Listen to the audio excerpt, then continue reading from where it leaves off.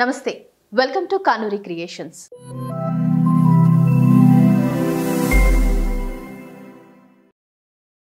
ఇవాళ మనతో పాటు ఉన్నారు మోటివేషనల్ స్పీకర్ చంద్రశేఖర్ గరిమెల్ల గారు. మాట్లాడదాం. నమస్తే అండి. నమస్కారం అండి.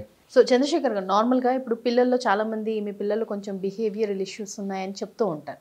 సో పిల్లల బిహేవియరల్ ఇష్యూస్ పక్కకు పెడితే నార్మల్గా ఒక పేరెంట్ కానివ్వండి, లేకపోతే ఇంట్లో సంబంధించి మన ఫ్యామిలీకి సంబంధించి పిల్లల దగ్గర ఎలా బిహేవ్ చేయాలంటారు? అంటే మనం ఏది చేస్తే పిల్లలు కూడా మనల్ని చూసి అదే నేర్చుకుంటారు కాబట్టి మన బిహేవియర్ పిల్లల దగ్గర ఎలా ఉండాలంటారు? పిల్లల దగ్గర మనం ఎప్పుడు కూడా మస్ట్ హుందాగా ఉండాలండి.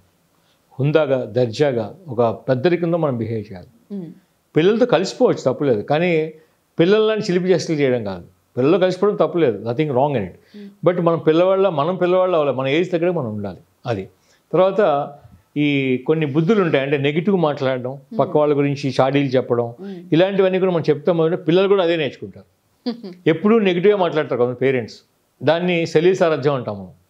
అంటే నువ్వు చేయలేవు, నువ్వు ఎప్పటికీ సాధించలేవు, ఇలా మనం మాట్లాడడం మొదలు పెట్టామంటే ఆ పిల్లలు ఎందుకు పనికి రాకుండా ఒక నిర్వీర్యత వచ్చేస్తుంది వాళ్ళలో. అలాంటి నిర్వీర్యత వాళ్ళకు కూడా కాన్ఫిడెంట్ పెరిగిపోయి రేపు పొద్దున వాళ్ళు కూడా వాళ్ళ పిల్లల దగ్గర అలాగే ఉంటారు. కాబట్టి మన పిల్లల దగ్గర బిహేవ్ చేయడం అనేది ఈ రోజుల్లో మనకి హౌ టు డూ పేరెంటింగ్ అనే కొన్ని కోర్సెస్ కూడా మనం కండక్ట్ చేస్తాం. హౌ టు డూ పేరెంటింగ్ అది చాలా ట్రైనర్స్ అందరూ కూడా కండక్ట్ చేస్తున్నాం. పేరెంట్స్ని ముందే అవాయిడ్ చేస్తున్నాం. ఇంకా చెప్పాలంటే ఒక్కసారి స్త్రీ కన్సీవ్ అయిన తర్వాత ఆమెకి మెడిటేషన్ అది కూడా ఆ ప్రెగ్నెన్సీ టైంలో నేర్పిస్తున్నాం. కొన్ని రామకృష్ణ మఠం వాటిల్లో కూడా చాలా చక్కటి ప్రోగ్రామ్స్ కండక్ట్. అంటే పిల్లవాడు గర్భంలో ఉన్నప్పుడే ఈ మెడిటేషన్, ఒక మంచి సెల్ఫ్ బ్యాలెన్సింగ్ నేచరు, అలాంటి క్వాలిటీస్ అన్నీ కూడా ఇంబైబ్ చేయగలుగుతున్నాం ఈ ట్రైనింగ్ ద్వారా. సో ఇది కూడా మనం చేయగలుగుతాం. అంటే అది చేసినప్పుడు ఇది పెద్ద కష్టమేం కాదు. సో పేరెంటింగ్ అన్నది ఒక స్కిల్, అది ఒక ఆర్ట్. దానికి కూడా ట్రైనింగ్ ప్రోగ్రామ్స్ కండక్ట్ చేస్తాం. పేరెంటింగ్ చేస్తే కనుక దాంట్లో మదర్ రోల్ చాలా ఎక్కువ ఉంటుంది. ఎందుకంటే మనం చూసేది మనకి ఆది గురువు ఎవరు అంటే తల్లే. ఏ బిడ్డకైనా సరే ఆది గురువు తల్లే. తల్లి దగ్గర నుంచి అన్నీ నేర్చుకుంటారు. కాబట్టి తల్లి బిహేవియర్ ఎలా ఉండాలి, ఎంత సెన్సిటివ్గా ఉండాలి, ఎంత లాలనగా, ఎంత మృదువుగా, ఎంత సంస్కారవంతంగా ఉండాలి, ఇవన్నీ మనం హిస్టరీలు చదివే ఉంటాం. శివాజీ కానీ, గాంధీ గారు కానీ, వీళ్ళందరూ ఎలా బిహేవ్ చేశారనేది వాళ్ళ తల్లి దగ్గర నేర్చుకునే వాళ్ళందరూ కూడా. సో ఆ తల్లి దగ్గర నేర్చుకునే సంస్కారం, విలువలు ఒక రకంగా ఉంటాయి. సో తండ్రి దగ్గర నేర్చుకునేది కొంచెం ధైర్యం, సాహసం, ఇవన్నీ అవి ఉంటాయి కొన్ని. సో ఆ బిహేవియర్ చాలా అవసరం. తల్లిదండ్రుల దగ్గర నేర్చుకునే విషయం చాలా ఉంటుంది. ఇంకా పిల్లల దగ్గర మనం ఎలా ఉండాలి అంటే ఒక 5 years దాకా మనం వాళ్ళని అన్ని పనులు చెప్పగలగాలి, చేయించగలగాలి. ఓకే, ఒక 5 years కాదు, 5 years దాకా చక్కగా ముద్దుగా చూడాలి. 5 years నుంచి 14 years దాకా మనం వాళ్ళని ఒక బానిసలా చూడాలి. అన్ని పనులు చేయాలి వాడికి. షూ పాలిషింగ్ కానీ, బట్టలు కూడా అన్నీ నేర్పగలగాలి వాడికి. అప్పుడు వాడు ఏమవుతుంటే ముందు బాగా డెవలప్ అవుతాడు. సో 0 to 5 years ఒక పసిపాపలా చూడగలగాలి.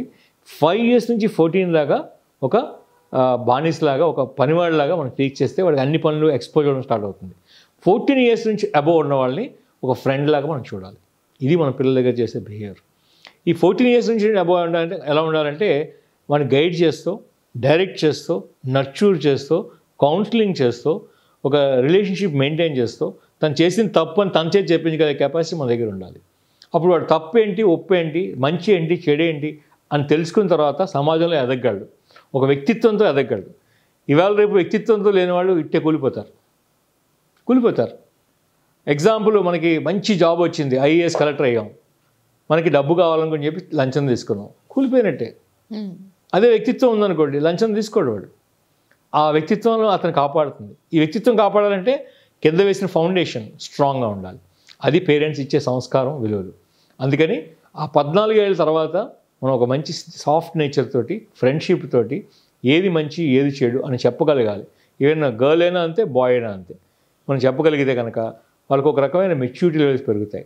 ఆ మెచ్యూరిటీ నెక్స్ట్ మనం ఫ్యామిలీలో ఉన్న నెగిటివ్ డిస్కషన్స్ అన్నీ కూడా పిల్లల ముందు మాట్లాడకూడదు.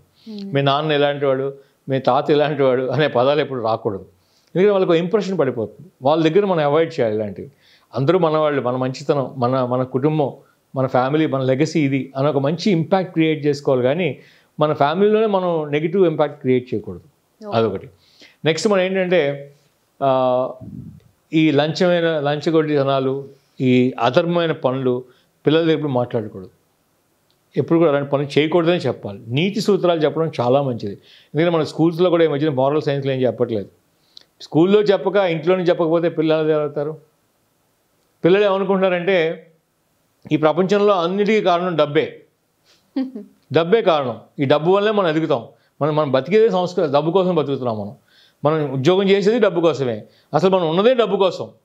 అవసరాలు తీర్చడం కోసం, అవసరాలు నెరవేర్చుకోవడం కోసం అన్న లైఫ్ వస్తుంది తప్ప ఎవరిలోనూ కూడా ఒక ఆధ్యాత్మిక చింతన, ఒక ఇన్సైట్నెస్ ఎవరికి లేదు.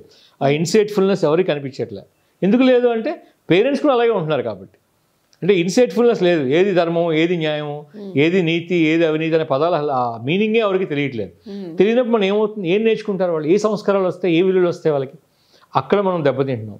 సో ఈ డబ్బు ఒకటే పరమావధి కాకుండా మన కుటుంబంలో మన ఈ ప్రేమలు, ఆప్యాయతలు, అనురాగాలు, రెస్పెక్ట్ ఇవ్వడం, ఇవన్నీ మన విలువలు నేర్పించాల్సిన అవసరం పేరెంట్స్కి చాలా అవసరం ఉంది. ఒక సినిమాలో చెప్తాడు, బాగున్నప్పుడేమో విలువల గురించి మాట్లాడడం, బాగాలేనప్పుడు డబ్బు గురించి మాట్లాడడం, ఇట్లాంటి పదాలు కరెక్ట్ కాదు కదా అని చెప్పి చెప్తారు వాళ్ళు. అలాంటి పదాలు మనం వాడకూడదు. అంటే బాగున్నప్పుడేమో మనం విలువల గురించి మాట్లాడతాం, బాగాలేనప్పుడు డబ్బు గురించి మాట్లాడతాం, అది కరెక్ట్ కాదు కదా. సో ఇట్లాంటి సంస్కారం, విలువలు ఉన్న కుటుంబాల్లో పిల్లలు చెడిపోతారు. వాళ్ళు కూడా అలాగే తయారవుతారు. ఒక బాండేజ్ క్రియేట్ అవ్వాలంటే ముందు మనం డెమాన్స్ట్రేట్ చేయగలగాలి. ఆ డెమాన్స్ట్రేట్ చేసే కెపాసిటీ మన దగ్గర ఉన్నప్పుడు మాత్రమే మనం మాట్లాడాలి. ఒక స్టోరీ ఉంది దీంట్లో. రామకృష్ణ పరమహంస మీకు తెలిసే ఉంటారు. ఆయన వాళ్ళ అమ్మ వచ్చి ఒక శిష్యుడిని, బాబుని తీసుకొచ్చి, స్వామి మీరు మా అబ్బాయిని రోజు మిఠాయి తింటూ ఉంటాడు, మిఠాయి రోజు తినదని మీరు చెప్పండి స్వామి అంటారు. అలాగా అమ్మ నేను చెప్తాను, 15 రోజులు పోయిన తర్వాత రా అమ్మ అంటారు. అంటే ఆవిడ 15 రోజులు పోయిన తర్వాత వెళ్ళి అడుగుతుంది, ఆ బాబు నువ్వు మిఠాయి తినడం మానేయమ్మా అని చెప్పి చెప్తారు రామకృష్ణ పరమహంస.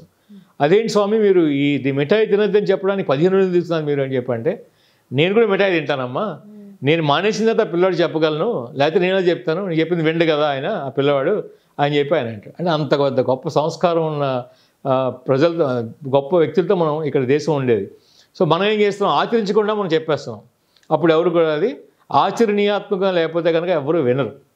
ఫస్ట్ మనం ఆచరించాలి, అది ఆచరించే చెప్పగలగాలి. అలాగే మన పేరెంట్స్ కూడా మన పిల్లలకి మనం చెప్పాలంటే కనుక మనం ఒక పేరెంట్గా మనం ముందు ఆచరించాలి. ఆ సంస్కారం, విలువలు, మన తమ్ముడిని మనం జాగ్రత్తగా ప్రేమించడం, మన అన్నయ్యని మనం గౌరవించడం, మన వదిలి మనం గౌరవించడం, మన తల్లిదండ్రులు మనం గౌరవించడం, ఇవన్నీ మనం చేసి డెమాన్స్ట్రేట్ చేస్తే వాళ్ళు ఎందుకు చేయరండి? తప్పకుండా చేస్తారు. మనం ఆచరించకుండా వాళ్ళని ఆచరించమని చెప్పడం వల్ల మనకి ప్రాబ్లమ్స్ అన్నీ వస్తాయి. అందుకని మనం ఎప్పుడు కూడా పిల్లల దగ్గర ఎప్పుడు రైటియస్ బిహేవియర్ ఉండాలి. No notorious behaviour, no unrightfulness behaviour, no unfaithful behaviour with the children. ఎందుకంటే వాళ్ళు చాలా సెన్సిటివ్. మనం ఏం చెప్తే వాళ్ళు చేస్తారు, ఎలా చేస్తే అలా వాళ్ళు చేస్తారు. కొంతమంది పేరెంట్స్, తల్లిదండ్రులు మంచి పూజల్లో, పునస్కారాల్లో బతుకుతారు. వాళ్ళు పిల్లలకు కూడా అదే వస్తాయి. చాలా అభ్యుదయ భావాలతో ఉంటారు తల్లిదండ్రులు, పిల్లలకు కూడా అదే వస్తాయి. కొంతమంది తల్లిదండ్రులు అన్ని అబద్ధాలు చెప్పమంటారు, అబద్ధాలు చెప్పిస్తారు కూడా పిల్లల చేత. వాళ్ళకి అబద్ధం చెప్పడం తప్పులేదు మాట అని అది నేర్చుకుంటారు. సో అందుకని మనం రైటియస్ బిహేవియర్ ఏముందో మనం అది తెలుసుకోగలం. ఫస్ట్ పేరెంట్గా రైటియస్ బిహేవియర్ మాత్రమే పిల్లల దగ్గర ఇంపోజ్ చేయగలం. లేకపోతే మనకి ఇంకొక స్టోరీ కూడా ఉంది. తోటకూర నాడే చెప్పలేదు ఏంటమ్మా అంటారు. ఒక అబ్బాయి దొంగతనం చేసుకుని వచ్చి తోటకూర దొంగతనం చేసుకొచ్చి అమ్మకి ఇస్తాడు. ఇస్తే బాగుందిరా అంటాను. ఈరోజు తోటకూర తీసుకొస్తాడు, రేపు పొద్దున ఇంకొకటి తీసుకొస్తాడు, పర్సు తీసుకొస్తాడు, డబ్బులు తీసుకొస్తాడు, నగలు తీసుకొస్తాడు. అప్పుడు ఏమవుతుంది, అమ్మ బాగుంది అంటుంది. ఒకరోజు పోలీసులు వచ్చి పట్టుకొని వాడిని ఉరి శిక్షణ చేయడానికి చేస్తారు. ఇదేంటమ్మా ఇలా చేస్తున్నారంటే, నువ్వు చేసిన దొంగతనం అంటారు. మరి అప్పుడు అమ్మ దగ్గరికి వచ్చి అడుగుతాడు, అమ్మ ఎవరో తోటకూర తెచ్చినప్పుడే మరి ఎందుకు చెప్పలేదు, నువ్వు నన్ను తిట్టుంటే బాగుండదు కదా, నేను ఇవాళ ఎంత దొంగతనం చేసేవాడిని కదా, పెద్ద దొంగనేవాడిని కాదు కదా అని చెప్పి అంటారు. ఆ దాంట్లో మొరలు ఏంటంటే, ఆ తోటకూర తప్పు చేసినప్పుడు ఆ తప్పే చెప్పినప్పుడు ఆ పిల్లవాడు అది కరెక్ట్ అనుకుని చెప్పి బిహేవ్ చేస్తూ ఉంటాడు. ఆఖరికి వాడు ఏమయ్యాడు, జైలు పాలయ్యాడు. అలా మనం ఆ తప్పును మనం ఖండించాలి పిల్లల్ని. ఆ తప్పు అంటే తప్పు అంతే, ఆ ఖండించే గుణం మనలో ఉండాలి. అందుకని ఆ డైలాగ్, ఆ ప్రోవర్బ్ కూడా ఉంది, తోటకూర నాడే చెప్పలేదు ఏంటమ్మా అంటాడు. అది ఆ డైలాగు చాలా ఇంపార్టెంట్. ఆ రోజు చెప్పి ఉంటే అతను కరెక్ట్ చేసుకునేది వాడి behaviour. Same thing applies to all the situations. అలాగే అమ్మాయిలు రెస్పెక్ట్ ఇవ్వడంలో కానీ, ఇవాళ రేపు మనం చూస్తున్నాం మగాళ్ళ మృగాళ్ళ అనే టైప్లో తయారయ్యేవాళ్ళు. ఆడపిల్లని ఎంత హింసిస్తున్నారు, ప్రేమించకపోతే యాసిడ్ పోసేయడం, ఇవన్నీ కరెక్టా? అప్పుడు వాడు చెప్పగలగాలి తల్లిదండ్రులు, ఏంట్రా నీకు చెల్లెలు ఉంటుంది, నీ చెల్లెలు కూడా చేస్తే ఎలా ఉంటుంది అని చెప్పగలిగే సంస్కారం పేరెంట్స్కి ఉండాలి. వాళ్ళ తప్పు పేరెంట్స్ పిల్లలు చేసిన తప్పును ఖండించగలగాలి. ఎలాంటి డౌట్ లేదు దాంట్లో. వాళ్ళు మన పిల్ల కదా అని చెప్పి వాళ్ళని వెనకేసుకొస్తే అది ఎంతకన్నా తప్పు ఇంకేం లేదు ప్రపంచంలో. పిల్లవాళ్ళైనా పెద్దవాళ్ళని చేసిన తప్పే. మనం తెలిసి కానీ తెలియక కానీ నిప్పు ముట్టుకున్నాం అనుకోండి, ఏమవుతుంది, కాలుతుంది, అది నిలువెల్లా కాల్చేస్తుంది. అది same thing applies to hear.